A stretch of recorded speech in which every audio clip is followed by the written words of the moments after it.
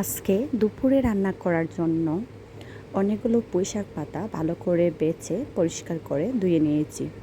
এই তো পানিটা ঝরানোর জন্য একটা জালির মধ্যে রেখে দিয়েছি।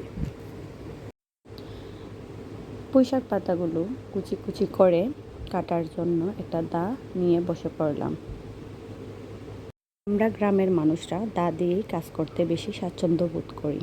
এই তো পুঁইশাক কুচি করে নিয়েছি, সাথে পেঁয়াজ কুচি, রসুন কুচি আর কাঁচামরিচ কুচি করে নিয়েছি ভাজি করার জন্য।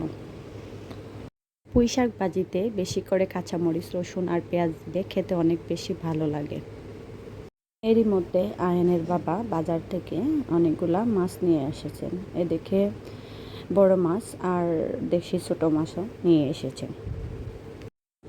বড় মাছগুলো ছিল পুকুরের আর ছোট মাছগুলো ছিল নদীর। কচু দিয়ে খাওয়ার জন্য অল্প কিছু চিংড়ি মাছও নিয়ে এসেছিলেন। কচু দিয়ে চিংড়ি মাছ খেতে আমার খুব বেশি ভালো লাগে। আরও অনেক বাজার নিয়ে এসেছিলেন, এগুলো গুছিয়ে নিয়েছিলাম। এগুলো গুছিয়ে চিংড়ি মাছগুলো কেটে ধুয়ে পরিষ্কার করে নিয়েছি। চিংড়ি মাছগুলোর স্বাদ অসাধারণ, খেতে খুব বেশি ভালো লাগে।